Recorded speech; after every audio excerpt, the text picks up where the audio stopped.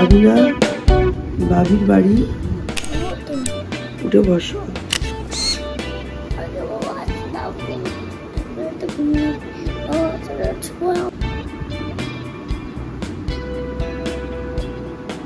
সূর্য বাবির বাড়ি যাবি না বাবু?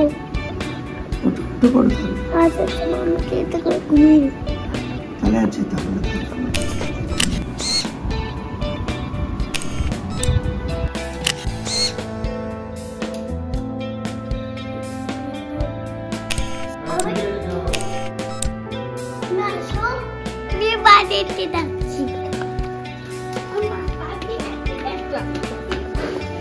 টাটা করো।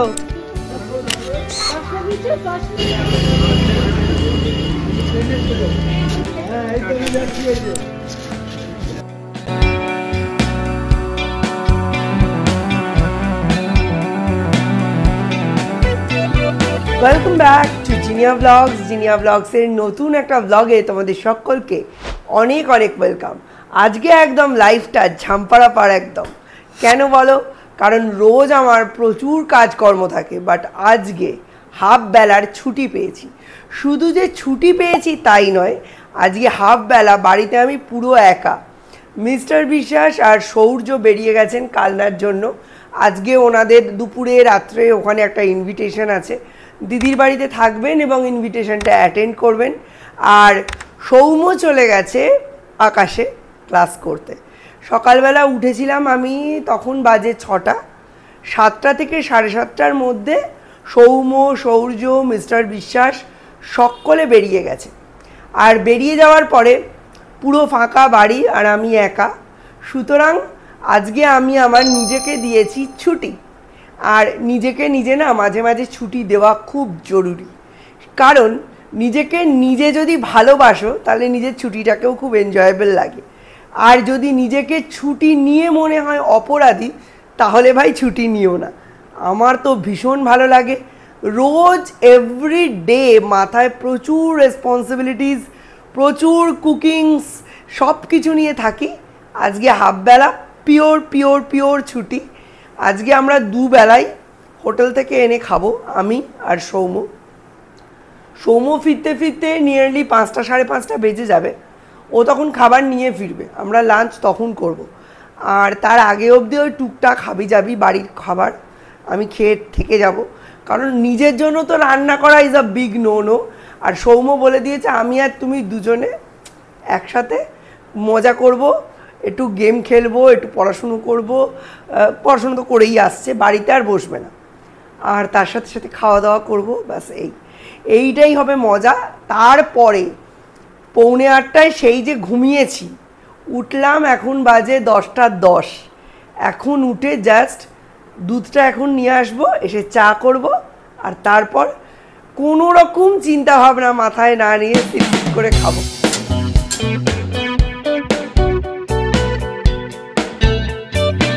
পিসি ফোন করেছিল, বলছে তুমি কি ঘুমোচ্ছিলে নাকি? ওরা ফোন করেছিল 9টায় যে ওরা পৌঁছে গেছে। হ্যাঁ ঘুমোচ্ছিলাম, এই ফার্স্ট উঠে চায়ের কাপটা হাতে নিয়েছি, চলো চাটা খাই। আরে তাও ঘুমোচ্ছি, মধ্যেখানে গিয়ে প্যাক করে বেল দিয়ে গেল। তো উঠে ধরফর করে উঠেছি, কিরে ভাই ঘুমিয়ে 5:30 বাজিয়ে ফেললাম। তারপর মনে পড়লো না, খবরের কাগজ দিয়ে না করলেই নয়, জামা কাপড়গুলো মেলে দিই।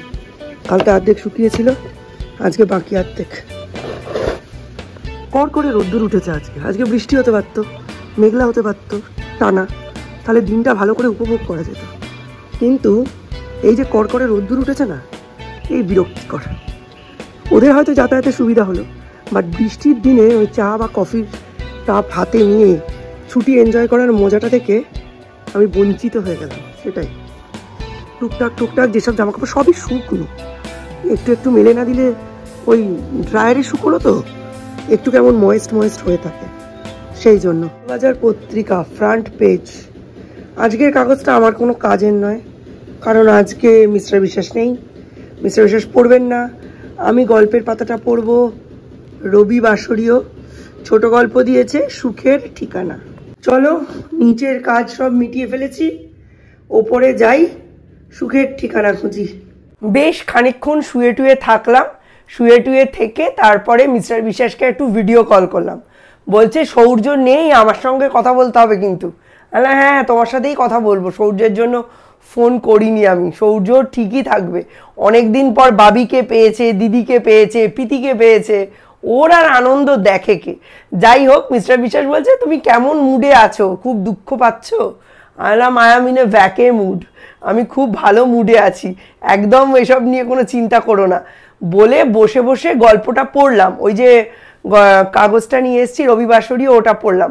পড়ার পর মনে পড়লো আরে মধুগুলগুলিটাও তো পড়া হয়নি আগের সপ্তাহে, ওটাও জমানো ছিল, ওটাও পড়লাম। আমার বিছানার অবস্থা দেখবে, দাঁড়াও দেখাচ্ছি। জাস্ট এটাকে ঠিক করেছি, 3টে গল্পের কাগজ নিয়ে বসেছি। অন্তরালটা আগেই পড়া হয়ে গেছিল, আজকে পড়লাম মধুগুলগুলি, সুখের ঠিকানা। এই 3টে গল্পকে এখন 5টা অবধি পড়ে প্রায় মুখস্থ করে ফেলবো। গল্পগুলো এত অসাধারণ, এত অসাধারণ কি বলবো। তারপর দেখলাম খাটটা পুরো ব্যাচেলারদের খাটের মতো রয়েছে, তখন একটু কষ্টই হলো। কষ্ট হয়ে বিছানাটা গোছালাম।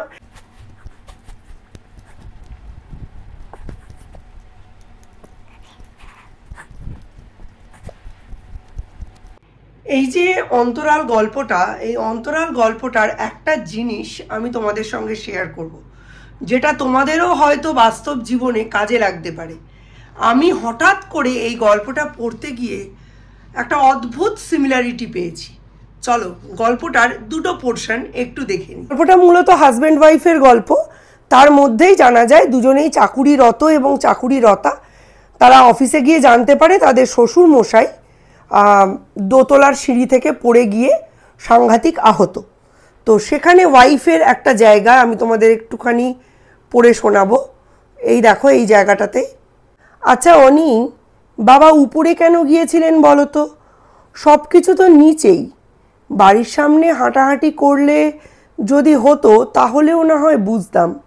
সুবর্ণা যেন ঠিক উত্তর চাইছে না, নিজের মনেই বলে চলেছে কথাগুলো আর ভাবার চেষ্টা করছে ঘটনাক্রম। সুবর্ণার এই অ্যাটিটিউডটা অনির্বাণের একটুও ভালো লাগলো না। ও বলবে ভেবেছিল বাবার যন্ত্রণাটাই তো এই মুহূর্তে আমার কাছে প্রায়োরিটি, সব কারণটা নয়। আর গল্পের একদম শেষের দিকে এই জায়গাটায় দেখাই যেখানে সুবর্ণার নিজের মা সুবর্ণাকে বলে, মা জানো তো শ্বশুরমশাই পড়ে গিয়েছিলেন। সুবর্ণার মা সব সময় চুপ করে থাকেন, একটু পরে বলেন, তোর দাদা কেন বাড়ি ছেড়ে চলে গেছে জানিস? আজ মায়ের কাছ থেকে যা শুনলো আগে কখনো শোনেনি। বাবাও? বাড়ি ফেরার কথা উঠলেই দাদা যখন এ প্রসঙ্গ ও প্রসঙ্গ ঘোরাতো সুবর্ণার খারাপ লাগতো। বৌদির ওপর কি রাগই না হতো, নিজের বাবা বলেই হয়তো। সুবর্ণা ভেতর থেকে একটা যুক্তি উঠে আসতে চাইতো। অ্যাডভান্সড এজ সিনড্রোম, এই ওয়ার্ডটা মনে রাখো, আমি পরে এটা নিয়ে তোমাদের বলবো। এবং ও নিজের ওপরই একটু লজ্জিত না হয়ে পারল না। অন্যের দিকে আঙুল তোলার আগে এই কথাটা শেষ না করেই সুবর্ণার মা সুবর্ণাকে বুঝিয়ে দিলেন ব্যাপারটা। যাই হোক, এই নড়তে নড়তে জ্বরের ওষুধ খেয়ে সরস্বতী দিয়ে এসেছে, এখন কাজ করছে। তো আমি যেটা তোমাদের বলছিলাম, বাবু কোনো দিন আমাদের দোতলার ঘরে ওঠেও নি, খাটেও উঠে বসেনি কোনো দিন। বলতো আমি ওপরে তো ছেলে বৌমা থাকে, আমি যাব না। কোনো দিন আমাদের মানে বিয়ে হয়েছে 2005-এ, 2019-20 অবধি বাবুকে মানে রীতিমতো হাতে পায়ে ধরে ওপরের ঘরে নিয়ে যাওয়া হতো খুব গরম পড়লে, যে বাবু একটু চলো, একটু এসিতে বসবে। বা খুব ঠান্ডা, নিচে কাঁপছে, তখন দোতলার ঘরটা তো তুলনামূলক গরম, শীতকালে একটু ওপরে গিয়ে বসবে। বাবুকে জবরদস্তি নিয়েছে, বাবু কোনো দিন যায়নি। কিন্তু মা মারা যাওয়ার পরে সৌম্য তো বাবুর সাথে শুতো। তো আমি একদিন দুদিন বলেছি যে আমার সঙ্গে শুবি তুই, বলছে না মা, আমাকে দাদার সঙ্গেই শুতে হবে, দাদা অনেক গল্প করে, আর এই গল্পগুলো শোনারও তো একটা লোকের দরকার। আগে তো ঠাম্মি শুনতো, এখন তো কেউ শোনে না, আমি শুনি। তা আমি গল্প করছি, কি গল্প করে বল, ক্যাজুয়ালি। হঠাৎ করে সৌম্য এমন একটা কথা আমায় বলল, কথাটা শুনে এই গল্পের সুবর্ণার মতোই আমার মনের মধ্যে একটা অদ্ভুত আশঙ্কা, একটা অদ্ভুত রাগ, বিরক্তি এলো। বললো দাদা আমায় জিজ্ঞেস করছিল কে কোথায় শোয় খাটের, বাবা কোথায় শোয়, মা কোথায় শোয়, ভাই কোথায় শোয়, ভাই কি বাবা মার মধ্যিখানে শোয়, না মা মধ্যিখানে শোয়, নাকি বাবা মধ্যিখানে শোয়। আমি ভাবলাম এই প্রশ্নটা কেন করলো? এই প্রশ্নটা তো করার কথা না। এই প্রশ্নটা তো করা মানে রীতিমতো মানে আমার আর মিস্টার বিশ্বাসের প্রাইভেসিতে আঘাত করা। আমার খুব রাগ হয়েছিল সেদিন। তারপরে আমি আগের বাবুর সাথে মা চলে যাওয়ার পরের বাবুর একটা কম্প্যারিজন করলাম। এটাই হচ্ছে অ্যাডভান্স ওল্ড এজ সিনড্রোম। তার 2-3 দিন পরে আমি আর মিস্টার বিশ্বাস তো পালা করে রাত জাগতাম, যেহেতু সৌর্য প্রিম্যাচিওর হয়েছিল। রাতে যখন আমি হঠাৎ করে আমার ঘুমটা ভেঙেছে, দেখছি বাবু দোতলায় আমাদের ঘরের দরজা দিয়ে ঠিক এরম করে উঁকি মেরে দেখলো। দেখে কী সব বিড়বিড় করে বলতে বলতে সিঁড়ি দিয়ে নেমে চলে গেল। আমি না জাস্ট মানে ভয় পেয়ে গেছি, অপ্রস্তুতে পড়ে গেছি। সদ্য বাচ্চা হয়েছে, শ্বশুরমশাইকে কোনোদিনও এভাবে দেখিনি, ভাবতেও পারি না এরম কিছু, দ্বীপের কথাটাও মাথায় আছে। এটাই হচ্ছে অ্যাডভান্স ওল্ড এজ সিনড্রোম। দুটো ঘটনাই মানে এই যে বিপত্নিক হয়ে যাওয়া, এটা যে একটা মানুষের মনের মধ্যে কি একাকিত্বের সৃষ্টি করে তোমাদের কি বলবো। এটা যারা হয়েছে তারা বুঝতে পারে, এবং এই কারণে তারা বারংবার দেখতে চায় কনজুগাল লাইফ কেমন। এটার মধ্যে কোনো পাপ নেই, এটার মধ্যে কোনো খারাপ জিনিস নেই, এটার মধ্যে তোমাদের প্রাইভেসি নষ্ট করার কোনো ইন্টেনশন কিন্তু নেই। তারা দেখতে চায় এই যে আমার ছেলের বউ সংসার করছে, আমি আর আমার ওয়াইফও তো এরম সংসার করতাম। ওরা এই দোতলার এই ঘর দুটোতে আমরা হয়তো থাকতাম, আমাদের ক্ষেত্রে না বাট ওনার ক্ষেত্রে বা কারোর ক্ষেত্রে এই ঘরটায় আমি আর আমার ওয়াইফ সংসার করতাম, বা আমি বা আমার হাজব্যান্ড সংসার করতাম। ছেলে পেলে বড় হয়ে যাওয়ার পরে এই ঘরটা আমরা ছেড়ে দিয়েছি ছেলের বউকে। হ্যাঁ, তারাও কীরকম সংসার করছে, কীরকম তাদের কনজুগেট, হয়তো এই যে জিজ্ঞাসা করেছে সৌম্যকে বা দেখতে উঠেছে, তারপরে বাবু নিজের মধ্যে না প্রবল অনুশোচনা হয়েছে, প্রবল অনুতাপ হয়েছে। হয় এইগুলোকে না মানুষকে, এগুলো দেখলে বা শুনলে মানুষকে একেবারে ভাববে না যে সে পারভার্ট, সে খুব খারাপ, সে ইন্টেনশনালি তোমাদের প্রাইভেসি নষ্ট করতে চাইছে। একদম নয়। এটা একটা খুব দুঃখের জায়গা, খুব সমবেদনার জায়গা, খুব কষ্টের জায়গা। এটাকে একটু বোঝার চেষ্টা করুন। এই গল্পটা পড়ে আমার এই ব্যক্তিগত অনুভূতিটার কথা মনে পড়ে গেল এবং প্রচণ্ড রিলেটেবল মনে হলো। এই ঘটনাটা মিস্টার বিশ্বাসও জানেন না, যেটা আমি আজকে তোমাদের সঙ্গে শেয়ার করলাম।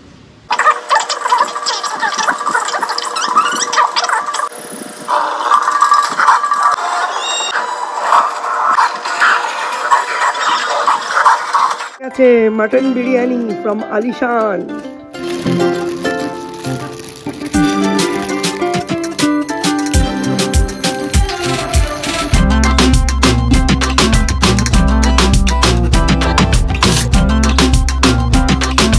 এখন বাজে প্রায় 8:45।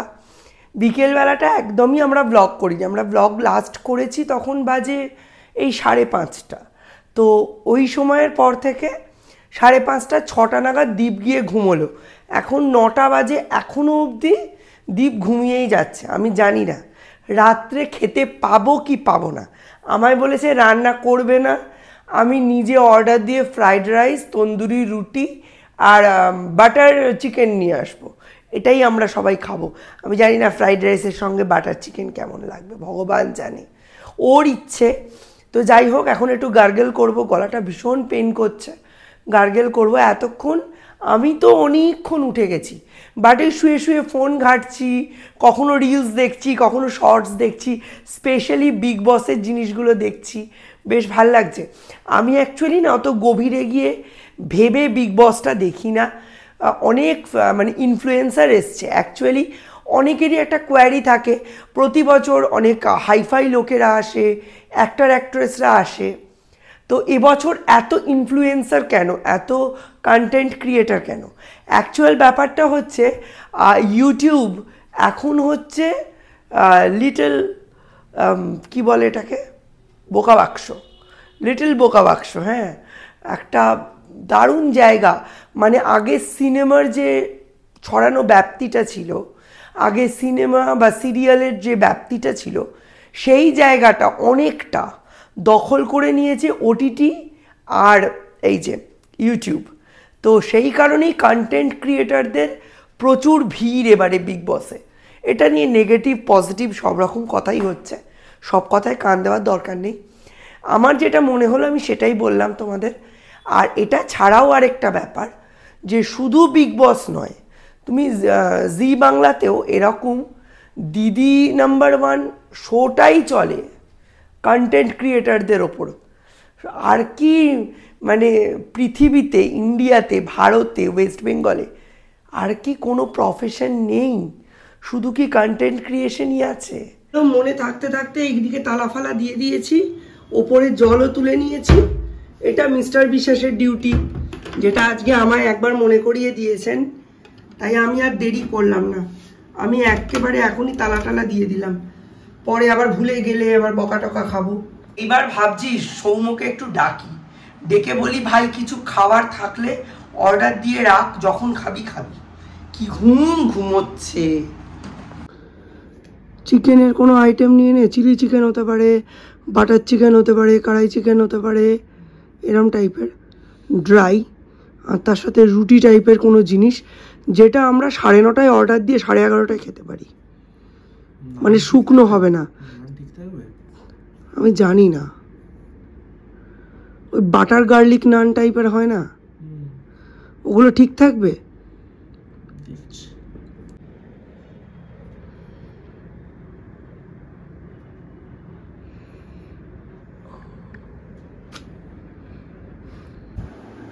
দীপের এখনো আসছে অর্ডার। দীপ তুই সুইগিতে দিলি না জোম্যাটো? তুই সুইগি, আমি দুটো জোম্যাটোয়, মানে সকালেরটাও আমি জোম্যাটোয় দিয়েছি, আর এখন আমরা নিয়েছি রেড ভেলভেট আর হোয়াইট ফরেস্ট কেক, এটাও জোম্যাটোতে, আর তুই নিয়েছিস সুইগিতে। কি অর্ডার করলি? নান, বাটার চিকেন আর চিকেন টিক্কা মশলা, মানে এক প্লেট ব্যাস। ওর নান নিয়েছে ও দুটো, আমি একটা, ব্যাস এতেই হয়ে যাবে আমাদের। কালকে exam, hope for the best. Mister বিশ্বাসকে বলেছি যে আজকে ওনারা ওখানে যা করবেন, মানে মিস্টার বিশ্বাস আর সৌর্য যা করবেন ওটা একটা সেপারেট ব্লগ করতে, কালনা ব্লগ। এখন তো কালনা বিশাল ফেমাস প্রীতম, দিশানি, রিমি এদের জন্য, মানে কুখ্যাত। কালনা এখন কুখ্যাত হয়ে গেছে এই নোংরা পাল ফ্যামিলির জন্য। তাই কালনাকে আর আলাদা করে কাউকে চেনাতে হবে না, বাট আমরা একটা ডিফারেন্ট টপিক নিয়ে কালনায় গেছেন ওনারা, আমরা নয়, ওনারা দুজন ডিফারেন্ট একটা টপিক নিয়ে গেছেন, সুতরাং একটা ডিফারেন্ট ব্লগ তো বানতাই হ্যাঁ। তো উনি একটা ওনার তরফ থেকে একটা চেষ্টা করবেন একটা ডিফারেন্ট ব্লগ তোমাদের দেওয়ার। তো দেখো তোমাদের কেমন লাগে, কালকের মধ্যেই এটা আমরা ছেড়ে দেবো, মানে এডিট করে ছেড়ে দেবো। মিস্টার বিশ্বাস একদমই রাজি ছিলেন না। আমি বলেছি না, তো আমার পয়েন্ট অফ ভিউ তো জিনিয়া ব্লগসে সবাই দেখে, তোমার পয়েন্ট অফ ভিউটাও দেখুক, আর এটার পুরো কাজটাই উনি নিজেই করবেন। চলো, সৌম্যর মনে হয় অর্ডার এসে গেছে, দেখি। Check the mic and make sure it sound right, boys.